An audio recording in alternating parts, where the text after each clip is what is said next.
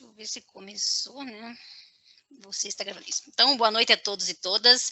Vamos dar início ao segundo módulo do minicurso da Renda da Terra. Hoje nós vamos tentar fazer um esquema um pouco diferente. Quem quiser ficar com a câmera aberta, né, pode ficar, que o professor Klaus comentou que prefere fazer essa interação visual com os participantes. Mas caso a gente perceba que está falhando muito a voz do Klaus ou que o trânsito das informações aqui na internet estão ruins, daí eu peço para que todo mundo feche e a gente faz como a gente fazia antes, tá? Então, eu mesma vou ficar com a minha câmera aberta, só vou ficar com o meu microfone fechado, tá bom? Então, Klaus, a palavra é sua, fica à vontade quando você quiser começar. Ok. Bom, boa noite a todos e todas. Agradeço a presença dos que estão presentes. Hoje, talvez vocês lembrem que a aula passada eu terminei expondo oralmente, né, sem uma ilustração, o modo de constituição da renda da renda diferencial, né, baseada nas diferenças de distância, né, em relação ao mercado. E ficou faltando da renda diferencial 1 as diferenças, ou a renda derivada das diferenças de fertilidade natural das terras. Eu vou fazer essa exposição hoje com base em um PowerPoint, como eu disse há pouco, eu aprendi a fazer para poder apresentar isso, quer dizer, a pessoa ter uma representação visual também, e ela é indispensável, viu? Então, aqueles que estão presentes, eu sugiro que prestem bem atenção, porque essa tabela vai ser a base da próxima aula, a aula final, onde eu vou expor a renda diferencial 2, que é a renda que inclui, com base na estrutura das rendas fundiárias de uma determinada agricultura, que inclui a intensificação do capital, né? Coisa que na renda diferencial a gente não inclui. Bom, então, deixa eu... Agora o que eu tenho que fazer é voltar projetar o... Bom, esse aqui é a primeira lâmina do... peraí, eu tenho que... peraí, já me atrapalhei aqui numa coisa, eu tenho que...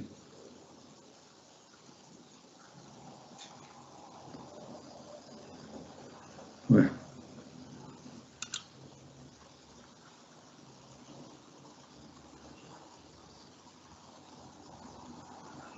O que aconteceu? Desculpe, eu já me atrapalhei com esse negócio, com esse PowerPoint, já espero já poder carregá-lo.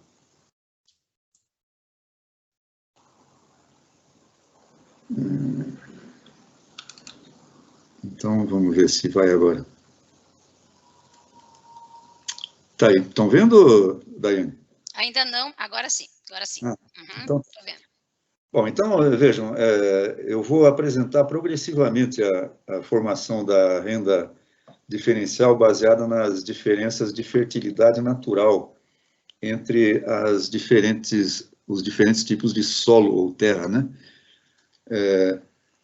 Eu vou rapidamente explicar o que são essas letras aqui. A primeira coluna aqui é o tipo de solo, como está escrito aí, né? A segunda coluna é o capital investido ou adiantado, C maiúsculo, de 100. Então, aqui a hipótese é um capital de 100 reais, digamos, na agricultura por hectare, unidade diária, de 100 por 100 metros quadrados, 100 por 100 metros, né? Portanto, 10 mil metros quadrados. A segunda aqui é yield. 10 significa que esse capital de 100, do qual faz parte uma parte é a força de trabalho, né? Produz 10 unidades do produto. Yield aqui eu usei o Y, que é do inglês, coisa que eu não gosto, seria melhor P, mas o P tem outras utilidades, como, por exemplo, o preço, né? Então, ficou assim mesmo. E aqui L barra é o lucro médio. L é lucro, né? Um símbolo da palavra em português mesmo, e a barra significa médio, né? Então, o lucro médio é o lucro em relação ao capital investido com base na taxa média de lucro, que é de 20% aqui na hipótese, né? Portanto, o lucro médio de um capital de 100 é 20, né? 20% de 100 é 20. O conjunto do capital adiantado mais o lucro é o conjunto do capital C mais V, capital constante mais variável, mais a mais-valia, né? Dá um total de 120. E o preço de produção aqui no caso, né? O preço de produção é exatamente isso que eu disse, é o capital adiantado e consumido na produção, com base na taxa média de lucro, o capital adiantado e mais o lucro médio, né? Então, dividido pela quantidade de unidades, dá o custo unitário, ou preço de produção unitário de 12. É custo unitário porque, no marxismo, o valor da mercadoria é toda ela composta de trabalho, né? O lucro, que a teoria convencional, que a teoria neoclássica não consegue explicar, no caso do Marx, é explicado já, a mercadoria vai ao mercado já com a mais-valia embutida. Então, o preço de produção unitário é o trabalho, é o valor monetário do trabalho total contido em cada unidade de mercadoria. C' é esse C aqui, com uma linhazinha que para o Marx é o capital realizado, né? Esse capital, o objetivo desse capital, a finalidade do investimento é se valorizar, obter uma mais-valia na forma do lucro. Então, o capital de 120 é exatamente o capital total, este capital que se realizou, né? Se valorizou, se reproduziu no valor de 100 e acrescentou um valor de 20, que é o trabalho gratuito prestado pelos trabalhadores. E aqui, RD é a renda diferencial, certo? Bom, então a hipótese aqui é que, como na vez passada, né, temos um mercado, suponhamos uma grande cidade, e tem um território acessível a esse mercado, digamos, em torno da cidade, onde há terras de diferentes tipos, de diferentes fertilidades naturais.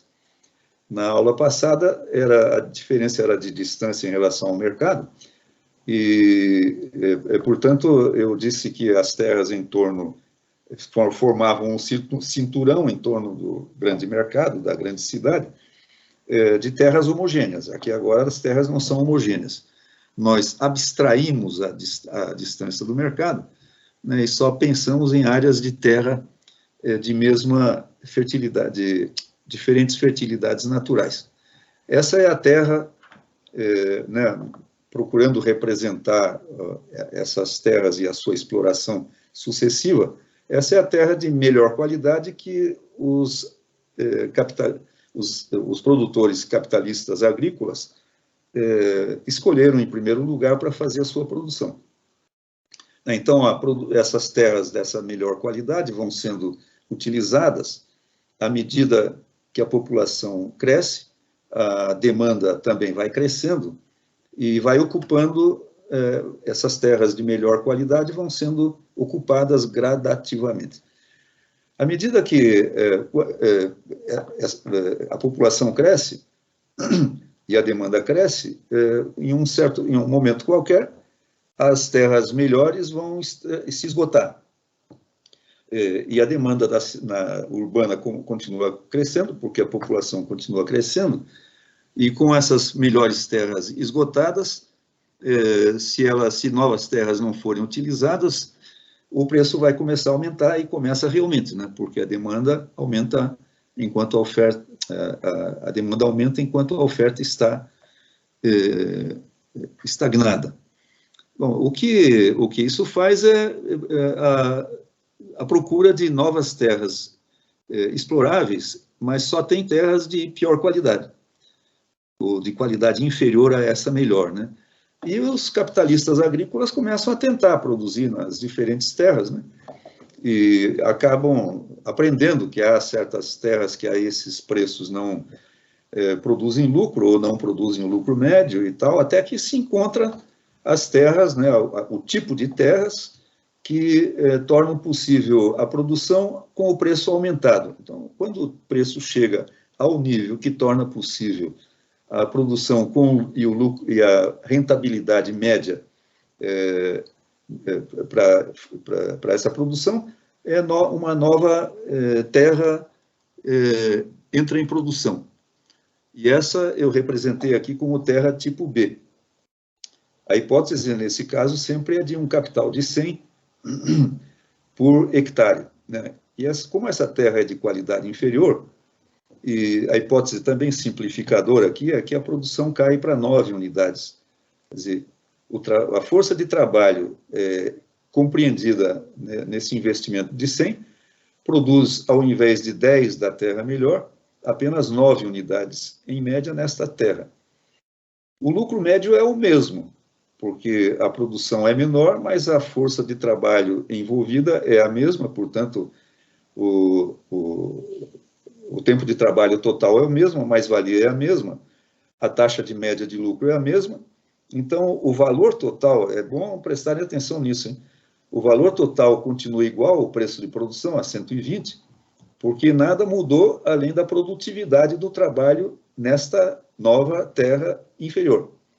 Agora, o que aumenta é o custo unitário, ou o preço unitário, né? Porque o mesmo tempo de trabalho que produzia 10 unidades aqui, produz agora só 9. Aqui, 120 dividido por 10 dá 12 reais, né, digamos, por unidade. Aqui, 120 dividido por 9 agora, dá um valor um pouco maior, 13,3. Bom, é por isso que, quando o preço de mercado chega a R$ 13,30, é que ele permite que o investimento de 100 obtenha a taxa média de lucro de 20% e, portanto, um lucro médio pelo 100 investido de 20. Né? O capital realizado continua aqui em 120. Perdão, aqui já houve não, eu estou certo. Um valor de produção de 120, né? Só que renda fundiária que não existe. Mas, nessas condições, acontece o seguinte, né? Os produtores que estavam na terra A de melhor qualidade continuam produzindo lá. Só que eles agora não vendem mais por 12, mas vendem por R$ 13,30. Portanto, a realização do capital por eles é de R$ 133.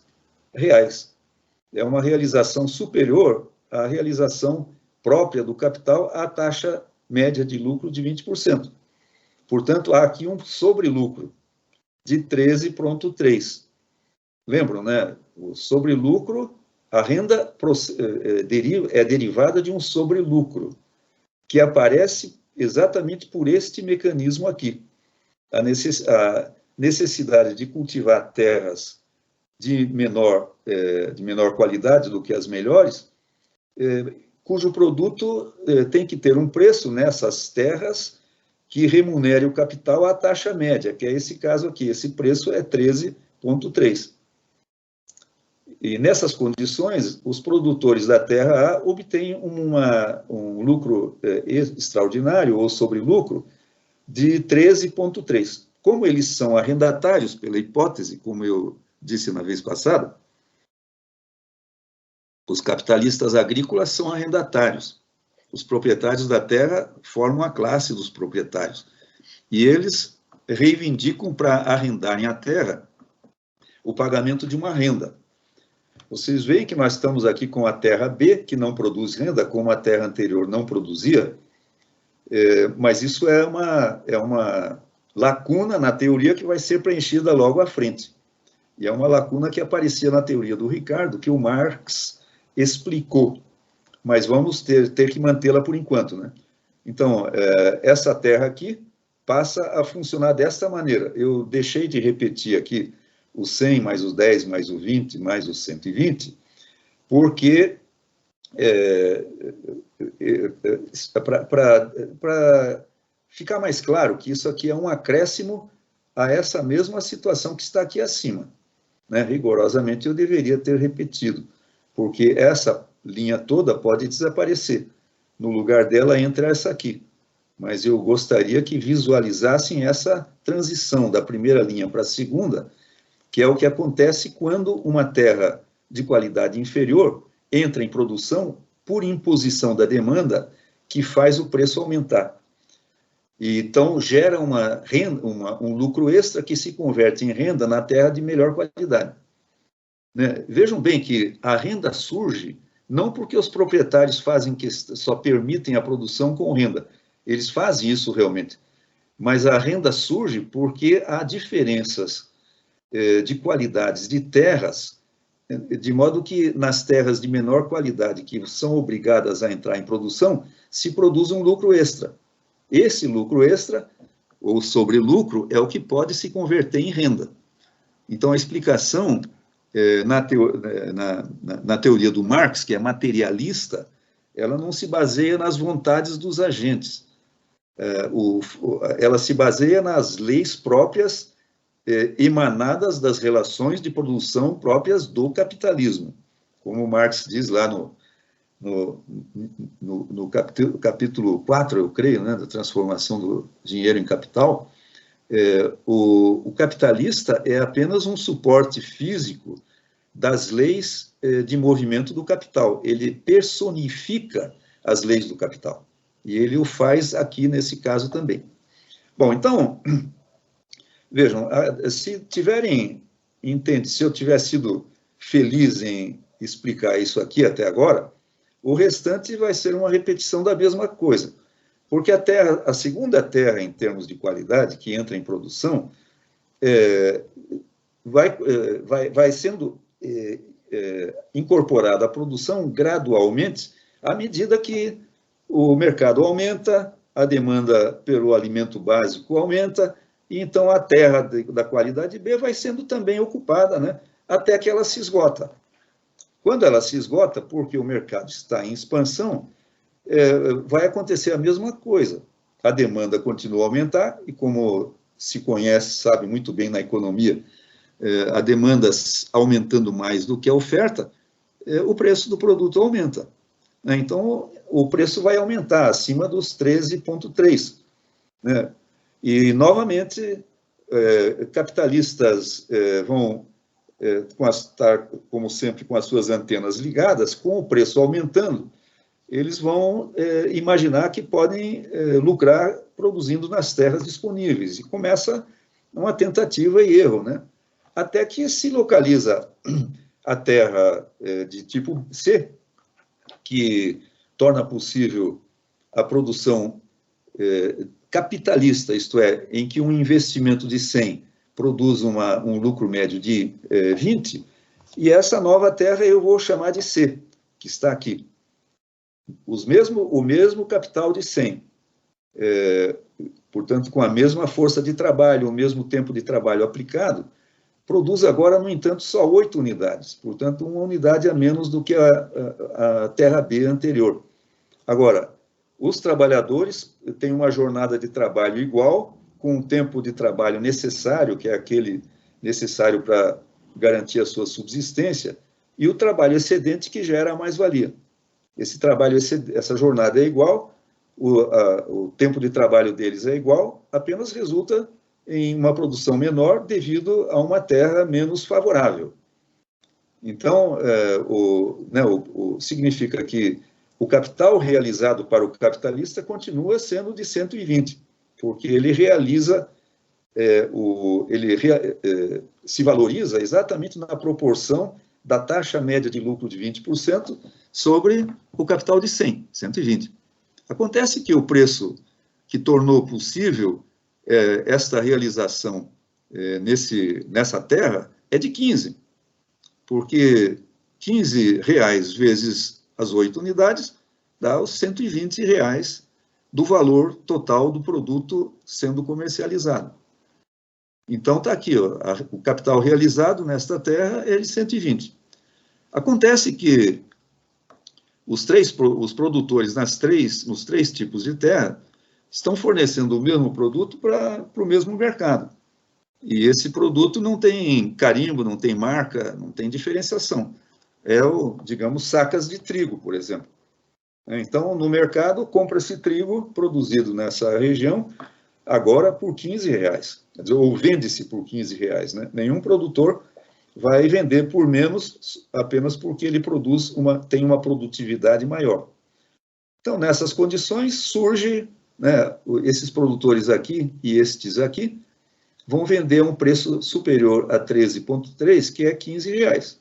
E daí uma nova situação se configura. Nas terras de tipo A, o preço, a produção também é vendida por 15 reais e são 10 sacas, né, as unidades suponhamos que sejam sacas de trigo. 15 vezes 10 dá 150, significa que o capital aplicado, investido nesse tipo de terra, produz um super lucro agora de 30,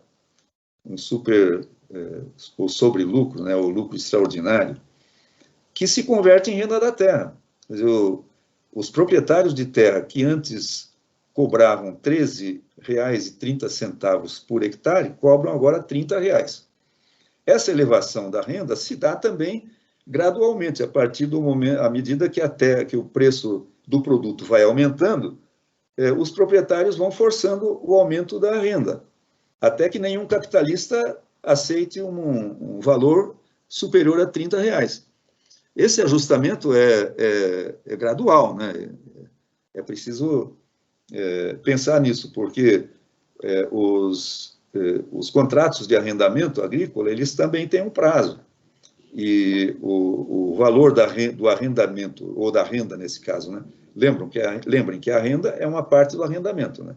A outra parte é composta pelos juros e pela depreciação sobre o capital fixo, representado pelas benfeitorias que já estavam instaladas quando o arrendatário fez o contrato.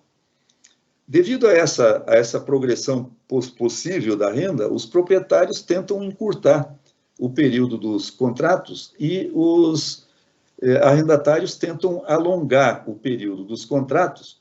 Por quê? Porque o proprietário quer se beneficiar do aumento de preço do produto, porque novas terras menos produtivas entraram em produção. E os arrendatários, enquanto o seu contrato não vence, eles se apoderam da diferença do lucro extra entre o que eles auferiam antes, de 13,3, e o que eles auferem agora. Porque enquanto o contrato não vence, os contratos que foram feitos a R$ 13,3 por ano, né, por cada 100 reais investidos, agora estão rendendo 30. Então, o arrendatário, enquanto o contrato não se renova ao novo valor, eles estão faturando aqui R$ 16,70 a mais por cada 100 reais investidos, certo? E vejam que há muito raciocínio que é necessário fazer quando a gente leva a teoria que expõe o nervo central do processo em realização, quando nós a transportamos para a realidade objetiva, né?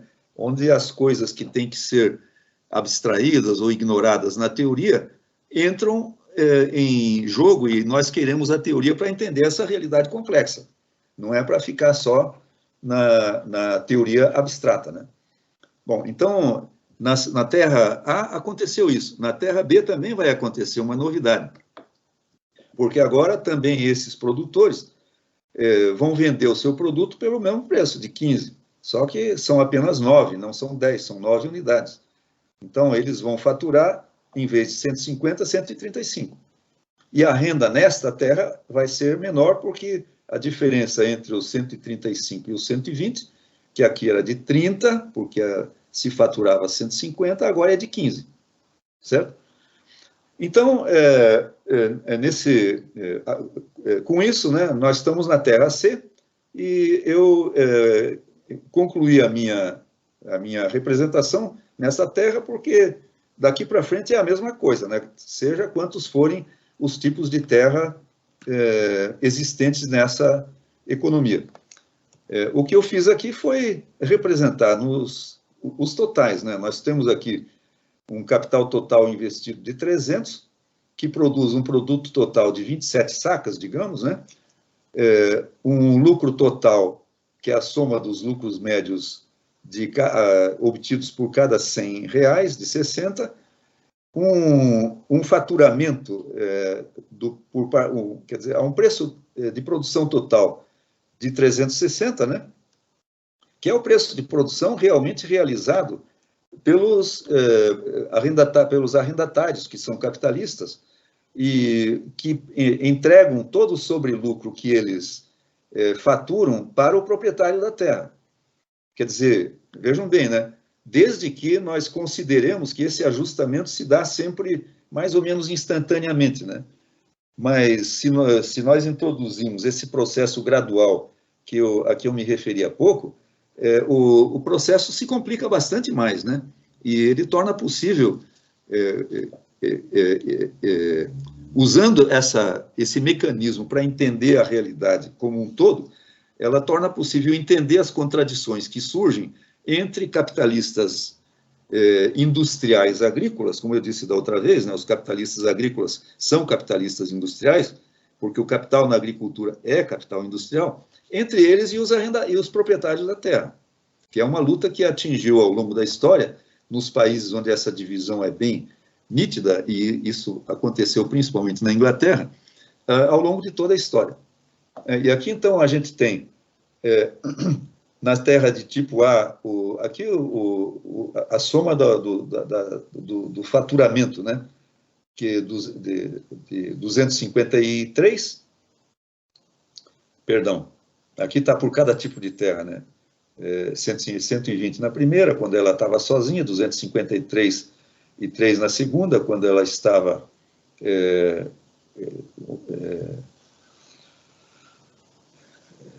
aqui embaixo, né? A soma das duas, 253, e a terceira, quando a terra de tipo C estava em produção. O que eu fiz aí? Acho que você fez o acumulado. Não, eu fiz o acumulado, perdão, fiz o acumulado.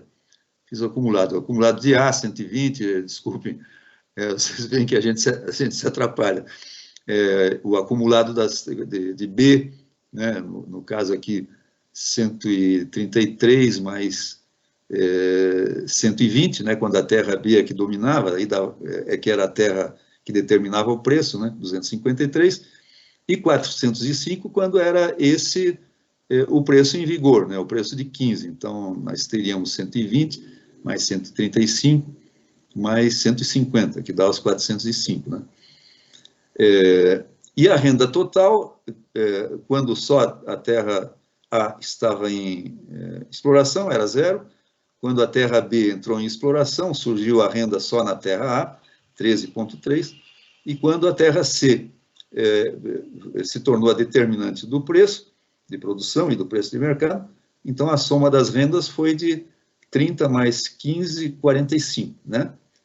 Então, vocês podem ver que, à medida que terras adicionais vão sendo exploradas, a receita dos capitalistas agrícolas, mantendo na sua pureza o esquema e com ajustamentos instantâneos, né? Instantâneos não são, né? Nós apenas registramos quando cada novo preço se fixa, né? E se estabelece. E o aumento das rendas à medida que terras piores vão sendo incorporadas. Aqui eu tenho duas observações a fazer. A primeira é que esses 100 aqui não significam o valor total do investimento na agricultura. Ele significa apenas o estabelecimento de uma base comum a todos os capitais para que os investimentos sucessivos possam ser comparados. Então, aqui pode ter, por exemplo, 2.350 reais ou milhões de reais em investimento. E esse aqui pode representar 100 mil, sei lá. Só que para poder comparar o mesmo investimento em diversos tipos de terra, é preciso reduzir, como quando a gente faz em porcentagem, né? Então, são fatias, digamos, de 100 de capitais investidos nos diferentes tipos de terra em valores diferentes. O que significa que, para se avaliar quanto se produz, quanto os capitalistas agrícolas faturam, né, uma vez que as terras de diferentes tipos são considerados, é preciso considerar a proporção de terra, do investimento total que está em cada tipo de terra. Por exemplo, digamos que o investimento total na agricultura seja de 10 bilhões. A terra de tipo A pode ser, por exemplo, de 2 bilhões. A terra de tipo B pode ser de 3 bilhões, dá 5 bilhões. E a terra de tipo C pode ser de 5 bilhões, ou o inverso, ou qualquer outra combinação, né? Então, uma vez estabelecido o padrão em porcentagem, pode-se calcular o valor real da produção e a quantidade do produto procedente de cada tipo de terra, né? E isso vai afetar todos os dados que a gente está aqui apresentando, inclusive o total da renda, o total da receita dos capitalistas, no conjunto da agricultura da região. Outra coisa é a seguinte: vocês lembram que eu disse que, na vez passada, que o Ricardo tinha uma teoria da renda que o Marx criticou e combateu, segundo a qual, em qualquer país, a agricultura começa com as terras com maior fertilidade natural e vai seguindo para as terras com menor fertilidade natural. E o Marx contestou isso, com base, inclusive, em evidências já existentes no tempo dele, um pouco depois, ou um certo tempo depois do Ricardo. No entanto, essa tabela expõe o esquema do Ricardo exatamente como o Ricardo pensava, né? A exploração vai seguindo das terras mais férteis, com maior fertilidade natural, para as terras sucessivamente menos férteis. Bom, mas essa tabela está construída aqui assim, não com base nesse pressuposto. Ela está construída assim apenas didaticamente, porque se eu encontrar esta agricultura já constituída, o que eu vou encontrar é o seguinte: eu vou encontrar isso. Opa! Bom, agora eu não. Não, sim, eu vou encontrar isso aqui, desculpem. Eu estava aqui, né? Agora eu passo para cá. Eu vou encontrar essa imagem aqui: 3 tipos de terra, com investimentos desse tipo, né, nos 3 tipos de terra, e eu faço, então, esta tabela. E eu teria que hierarquizar de algum modo, eu hierarquizo dessa maneira, o que não significa que, necessariamente, o processo de ocupação produtiva tenha seguido essa sequência, A, B, C, né? Bom, eu não sei se vocês acham que eu estou indo muito lentamente. Eu estou tentando ser o mais claro possível para que todos entendam, né? O que eu estou vendo que já está passando, já ocupei mais de meia hora e tem muita coisa para dizer ainda. E eu não pretendia ir a mais de 1 hora hoje, porque eu sempre me estendo demais. Bom, agora, a partir daqui, o que eu fiz foi... deixa eu voltar aqui, então, né? Vocês lembram que eu parei nessa tabela aqui e passei a essa para dizer que, ó, isso aqui não, aquela tabela não é uma sequência, não procura representar a sequência em que os solos são realmente ocupados, porque não é necessário que isso aconteça. Ela é apenas um retrato que se faz de uma agricultura que já está estabelecida. Então, a gente faz um tipo de hierarquia, que pode ser essa, ou pode ser invertida, né? Começar nas terras menos férteis, as mais férteis e tal. Agora, eu fiz aqui Primeiro, eu fiz não quero complicar, e vou passar rápido por isso. Eu apenas indiquei, né, como eu fiz uma sequência aqui de 10 para 9 para 8, dei um pulo maior para uma terra bem menos fértil, cuja produtividade é a metade da mais produtiva, que tem fertilidade natural maior. Isso dá origem a um preço, a uma elevação de preço, a um salto na elevação de preço significativa, que passa a R$ 24, porque para que esse capital de 100 investido nesse tipo de terra gere o lucro médio de 20, é preciso que, produzindo 5 unidades, é preciso que cada unidade custe 24. Então, o salto em todos esses valores é muito grande. Tanto que, com essa terra D determinando o preço, vocês podem ver que a receita total dessa agricultura vai pular de 405 para 868. E uma boa parte desse salto é a renda da terra, que vai para 216, né? Na soma desses dos três tipos de terra anteriores, né? Vocês veem que a renda vai diminuindo, é natural, né? Da terra mais fértil para menos fértil, porque a mais fértil é o que produz maiores unidades, depois menos, né? Então, de 120 para... Quer dizer,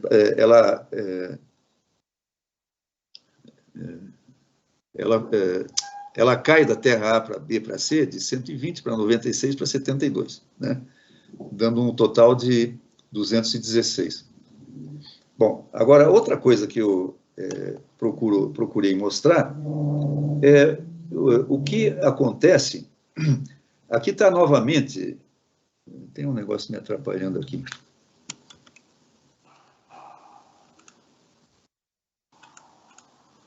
Bom, o que eu fiz agora?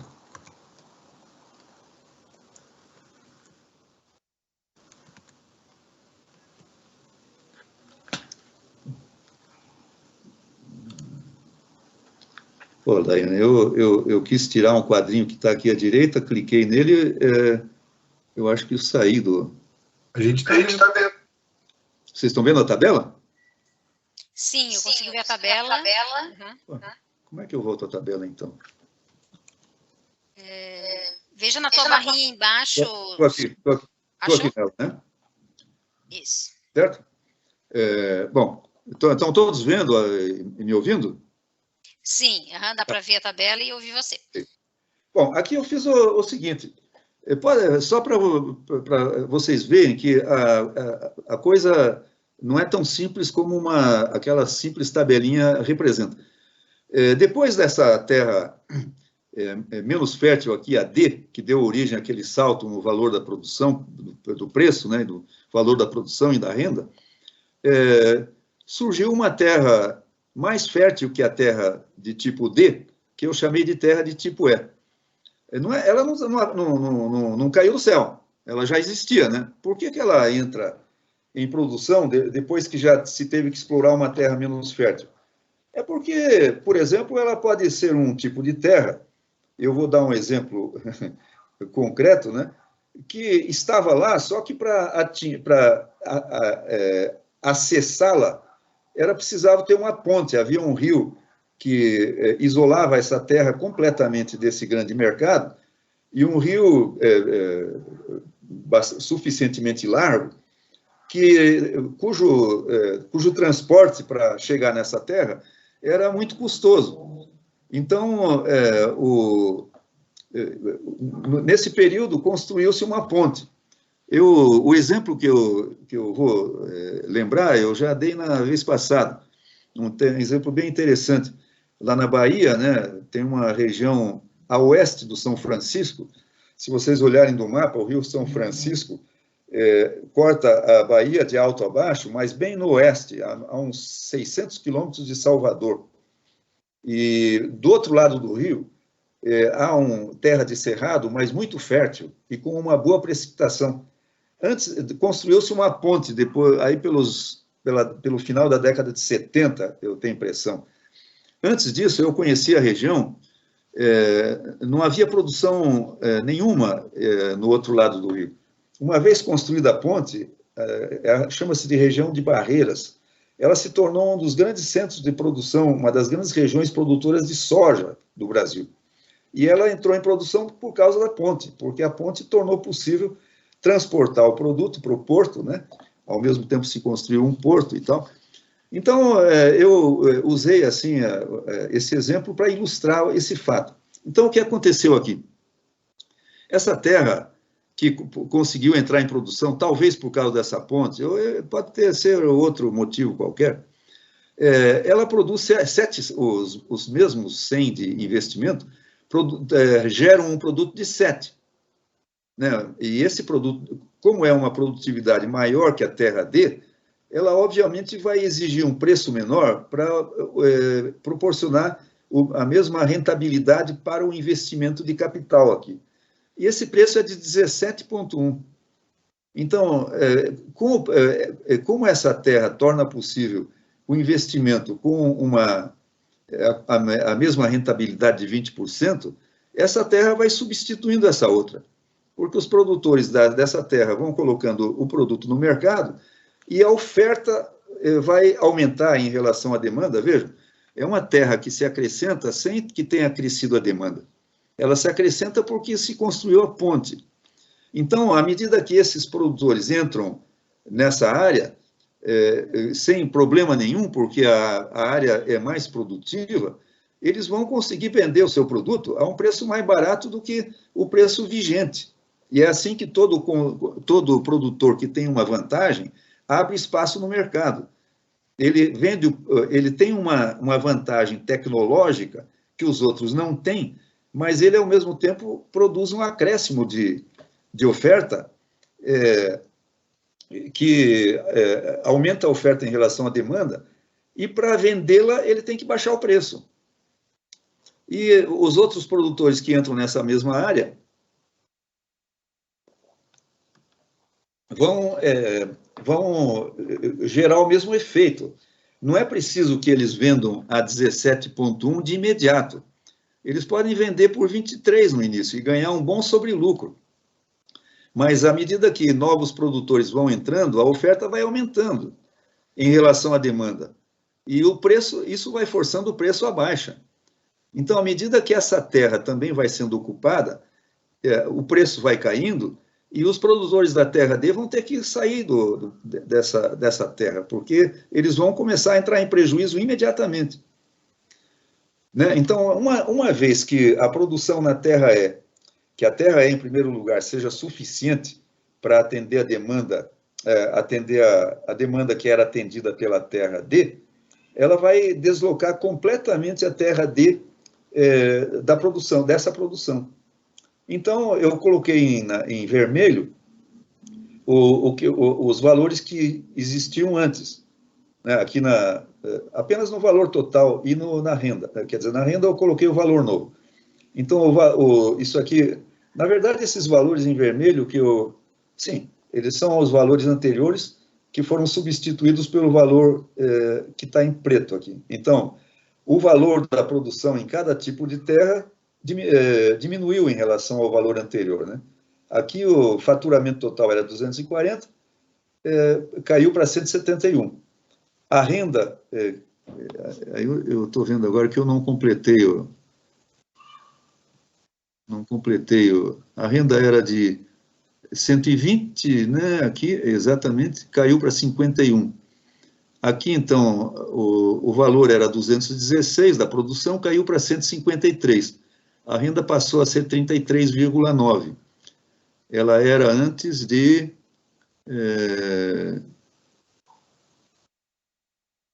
Agora eu me embaralhei também, viu? Bom, de qualquer modo, ela caiu para 33,9. Como é que era a renda da terra B? Porra. Terra B. Ah, sim, era 96. Caiu para 33,9. Da terra C era 192, o valor da produção, caiu para 136. A renda na terra C era aqui é a C em relação a D, ó, era de 72, caiu para 16,8, uma queda significativa, né? Então, o que caiu, de fato, foi o lucro extraordinário transformado em renda da terra. Quer dizer, o que diminuiu foi a receita de quem não contribui, a não ser sugando o sobrelucro dos produtores capitalistas, que são os proprietários de terra. Imaginem como eles devem ter ficado insatisfeitos com a construção dessa ponte, né? Esse é o motivo pelo qual, como eu disse antes, os latifundiários, quer dizer, a aristocracia fundiária inglesa era contra as leis, as leis dos cereais, que proibiam a importação de trigo que entrasse no país com um preço inferior ao preço do país. A lei que foi aprovada em 1848 produziu o efeito que aqui produziu essa hipotética ponte que eu introduzi aqui. Bom, espero que tenha sido possível entender isso. Quer dizer, eu espero que eu tenha sido capaz de explicar, apesar desse embaralhamento que eu dei aí no último, esses valores de fato começam a se confundir, de fato, essa tabela aqui eu não construí muito bem, né? Bom, então, então, com isso aqui, eu quis dizer o seguinte, essa composição dos diferentes tipos de terra pode se alterar por fenômenos como esse, né, de construção de uma ponte ou de estabelecimento de infraestrutura que torne acessível uma terra que já estava lá, só que não era acessível devido a um acidente natural, né? Asfaltamento de estradas, todo esse tipo de coisa, né? Talvez, por exemplo, extensão de energia elétrica, né? Seja o que for que barateie ou torne possível uma produção compatível com a estrutura do capital nessa agricultura e torne possível que novas terras menos férteis do que a última que está determinando o preço, essa de R$24 aqui, possam entrar em produção. Isso pode acontecer no intervalo entre quaisquer outros dois tipos de terra. E pode até ser uma terra bem mais produtiva que a A, né? E esse foi o motivo pelo qual, levando em consideração essa realidade, inclusive a realidade esclarecida pela química agrícola, que se desenvolveu bastante nesse período. Ok? Bom, então,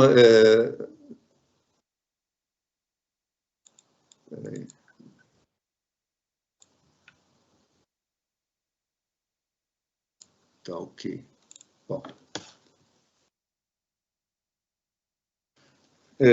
com base, né, eu vou deixar esta tabelinha aqui como referência do que eu vou dizer daqui para frente. A primeira coisa, um comentário bem rápido. Eu já fiz o comentário do 100, desse 100 aqui, né? A segunda é sobre o que é fertilidade natural. Aqueles mais já têm algum hábito com a agricultura, talvez tenham um maior conhecimento disso, mas os que não têm, talvez não enfim, preciso do esclarecimento. O esclarecimento é que fertilidade natural não significa só a fertilidade estritamente falando, porque, em geral, se chama de terras férteis as que têm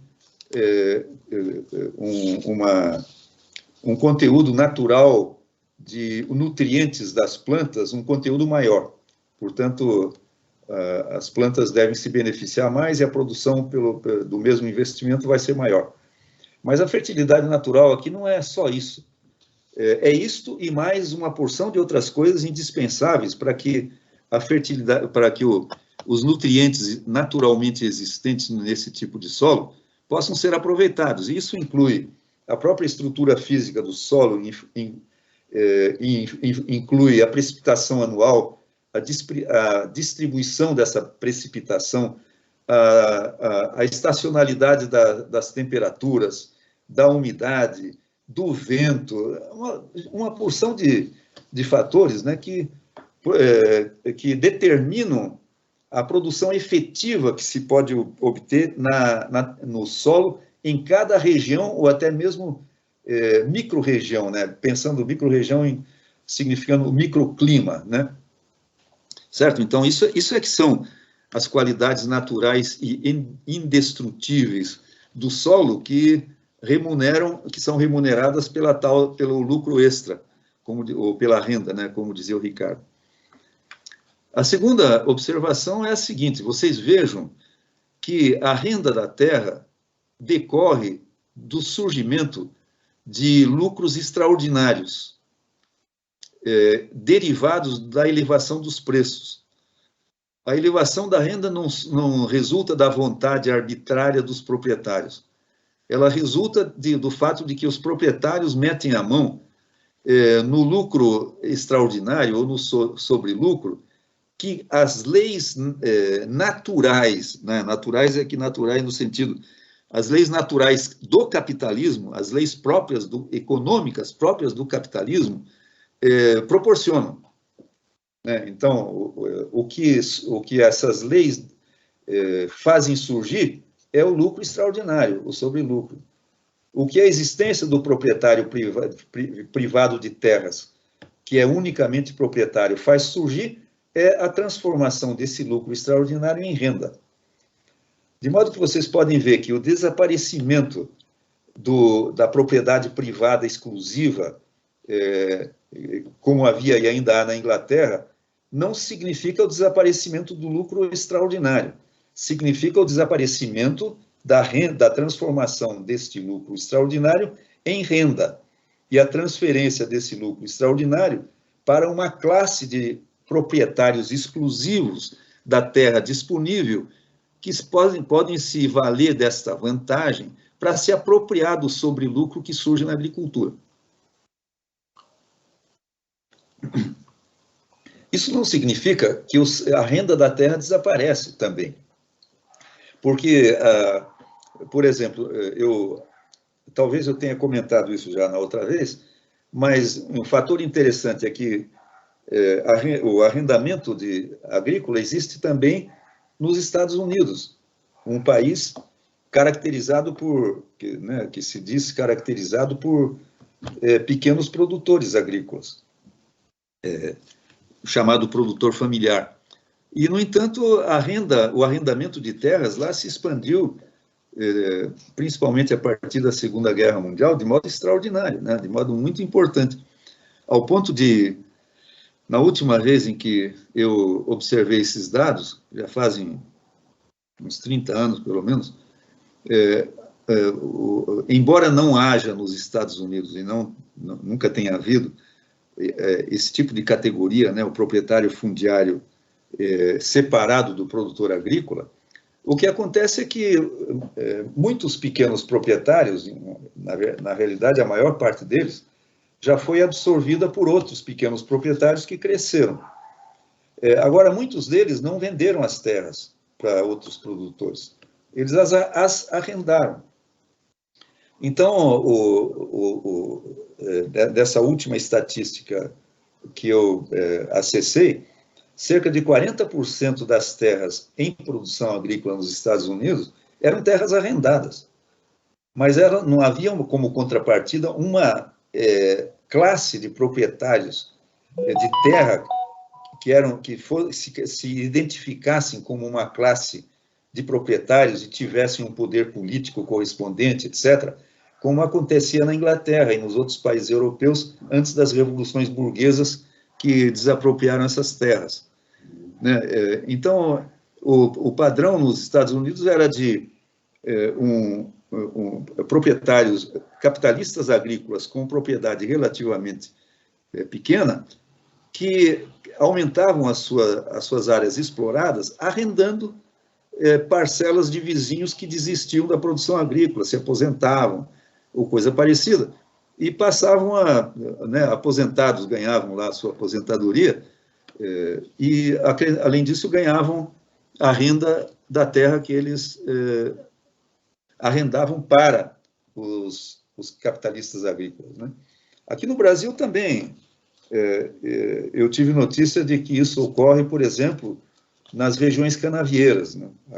Talvez muitos não entendam, não tenham conhecimento disso, né? A cana-de-açúcar é cultivada a uma distância mais ou menos determinada das usinas, mais ou menos em torno das usinas, né? Não muito perto em torno, mas há uma distância que não pode ser ultrapassada e que depende do tempo que é necessário para que a cana-de-açúcar cortada seja moída e convertida em açúcar, né, ou em álcool. E se passar desse tempo, ela pode se deteriorar. Então, há um certo cinturão, né, como eu representei a cidade aqui, há um certo cinturão de fornecedores de cana, que é o nome que eles têm, né, porque a maior parte da cana das usinas é produzida por fornecedores que não são os próprios, que não são, não é a própria usina que produz, né? Isso dilui, inclusive, o custo e o risco, né, da produção da matéria-prima para a própria usina. Entre esses pequenos ou médios proprietários que são fornecedores de cana, alguns fazem isso, né? Eles não vendem a terra, eles arrendam e vão morar na cidade próxima, em algum outro lugar, com outras fontes de renda, né? Então, tem também, aqui no Brasil, essa figura do capitalista agrícola, que tem uma terra própria e tem o acréscimo de áreas arrendadas que tornam a sua unidade econômica bem maior, muitas vezes, muito maior, do que a unidade básica, o núcleo, que é a terra própria, né?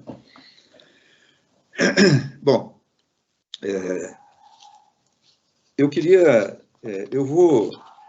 eu vou fazer já são 56 minutos, e eu não quero estender muito essa aula de hoje, porque tá muito quente. Semana passada eu exagerei, então eu vou deixar uma parte para a próxima aula, mas eu vou apenas acrescentar. Eu gostaria que vocês se fixassem, aqueles que pretendem continuar comparecendo, se fixassem nessa tabela.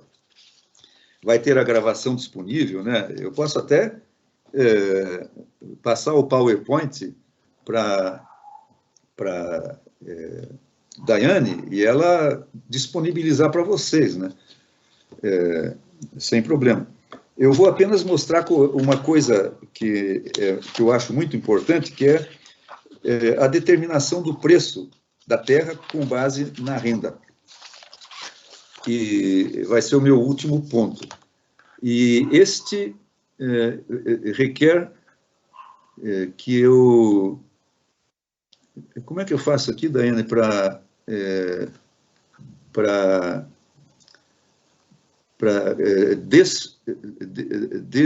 como é que se diz? Descompartilhar? Descompartilhar, Clica Lembra que tem aquele quadrinho com a flechinha para você compartilhar. Daí, quando está compartilhado, fica o quadrinho com o xizinho. Você consegue localizar ele aí? Não está aparecendo aqui, não. É que eu dei uma mexida. Espera um pouco, deixa eu ver aqui.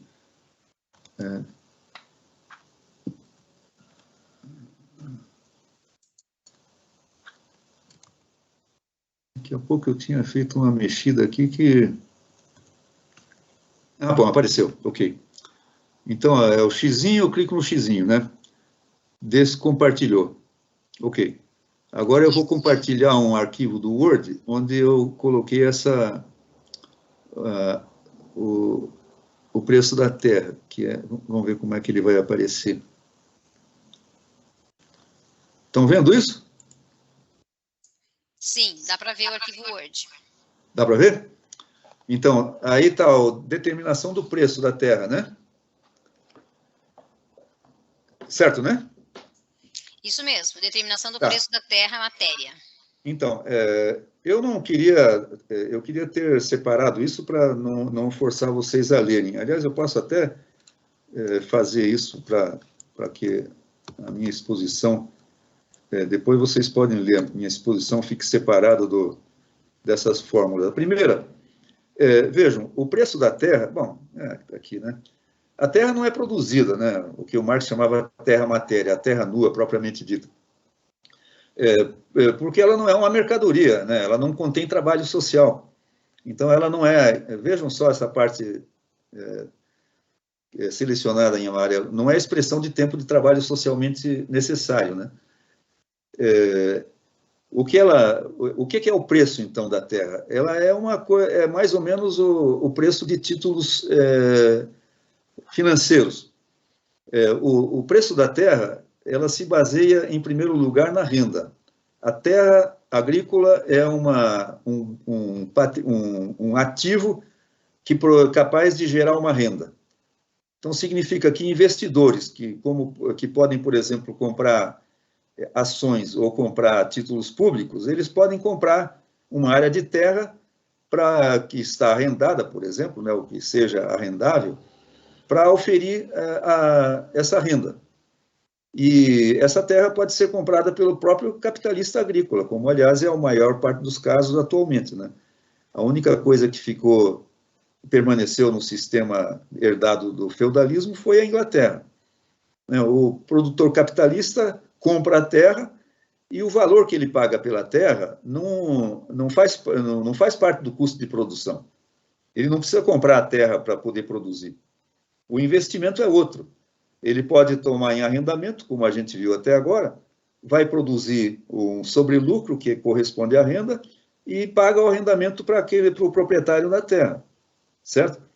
Então, o preço da terra deriva-se do fato dela ser uma fonte de renda para quem paga o preço que a terra tem.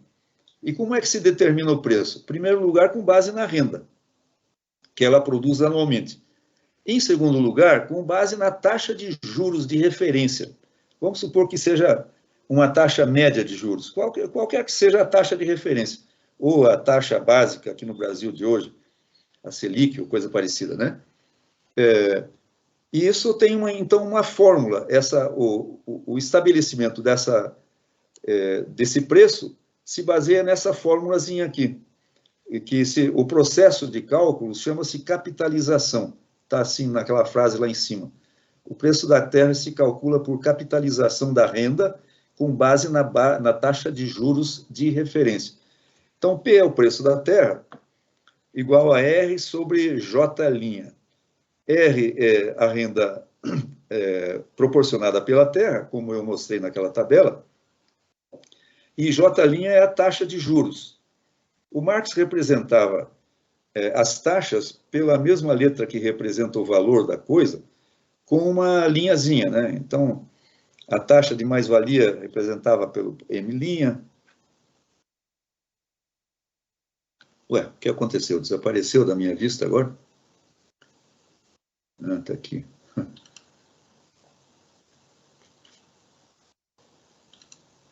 Ah, caramba. Klaus, eu acho que agora, ao invés de você compartilhar só o Word, está compartilhando a tua tela do Teams. Não, mas como é que eu fiz isso? Está compartilhando, deixa eu ver se... Ah, Cris, você está compartilhando a tua tela do Teams. Dá uma olhada aí. Eu não mexi em nada aqui. Eu acho que é a Cris. Cris, você me ouve?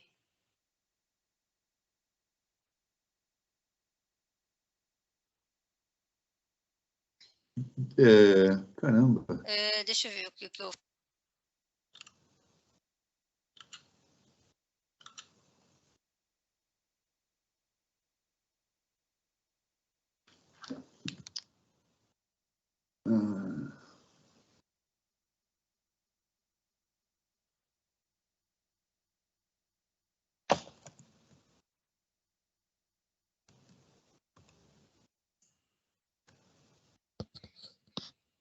Deixa eu conseguir voltar uma...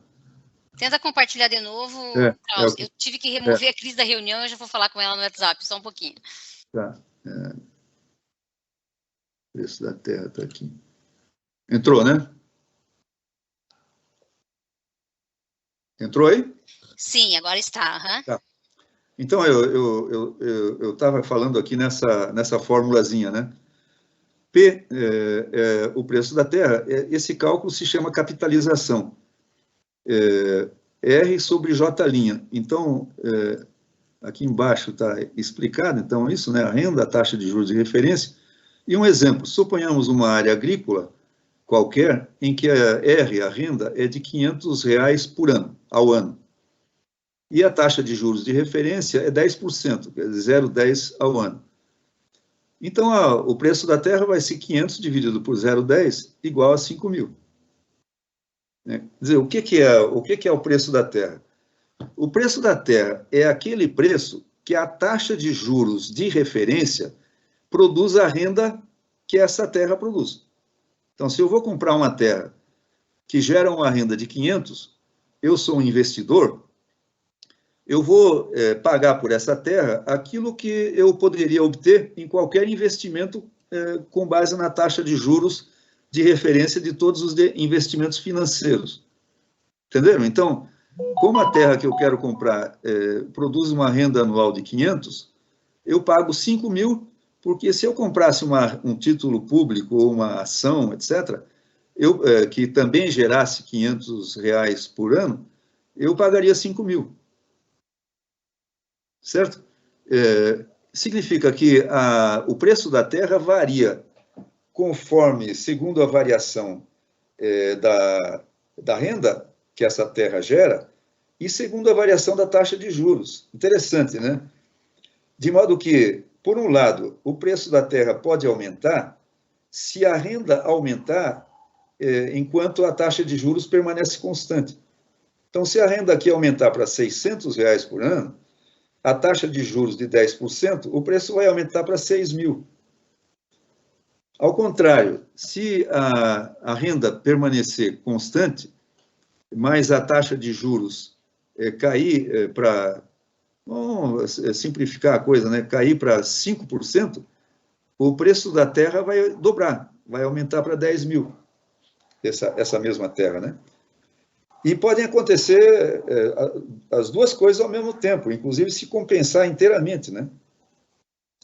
E, por exemplo, né, pode aumentar o preço da terra e aumentar a taxa de juros. Aí vai acontecer o contrário, né? A taxa de juros aumentada reduz o preço da terra, mas a renda da terra aumentada aumenta o preço da terra. Então, conforme quanto varia cada uma dessas coisas, o preço da terra pode aumentar ou diminuir, ou permanecer igual. Certo? Então, não é muito complicado. E nos dá um referencial de variação do preço da terra que é melhor do que, por exemplo, a especulação, né? Porque a especulação se baseia num processo real.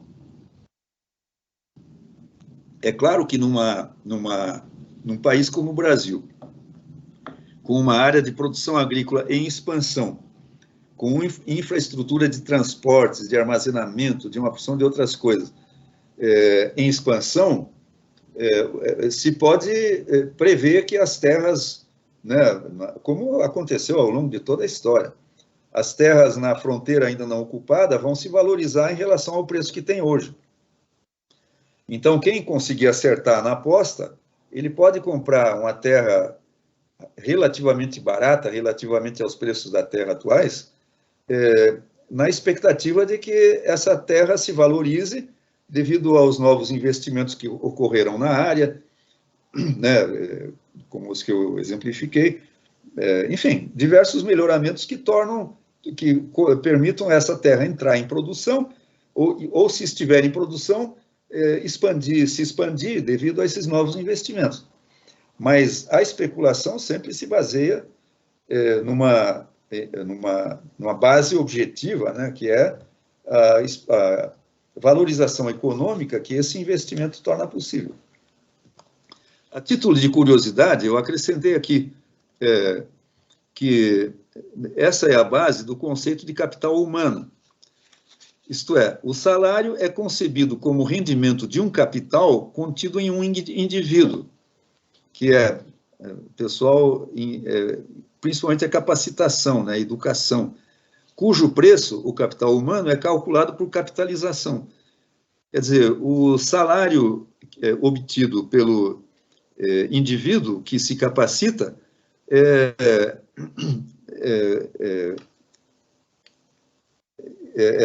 equivale àquela renda, né? Então, qual é o valor desse indivíduo que produz esse salário com base na taxa de juros vigente? Então, se ele se capacita, ele aumenta o seu salário, né? Ele torna possível aumentar o salário. Mas ele tem um valor maior. E o Marx, isso já essa ideia, embora não com esse termo capital humano, começou já no tempo do Marx, né? Vocês podem encontrar lá no início do livro 2 do Capital, se não me engano, num daqueles capítulos iniciais dos ciclos do Capital. E o Marx ironiza essa tese, ele disse, só que o capital real não é... O ser humano é explorado, produz mais-valia, né? Coisa que não está contido nessa ideia do capital humano. Bom, eu vou ficar por aqui por hoje, porque, enfim, aquele negócio de muito tempo está me cansando muito. Eu vou fazer uma pausa, se a Daiane me permitir, e já retorno para as perguntas. Tá legal, Daiane? Ok, pode ser assim, Klaus, com certeza. Ok, então um instantinho só.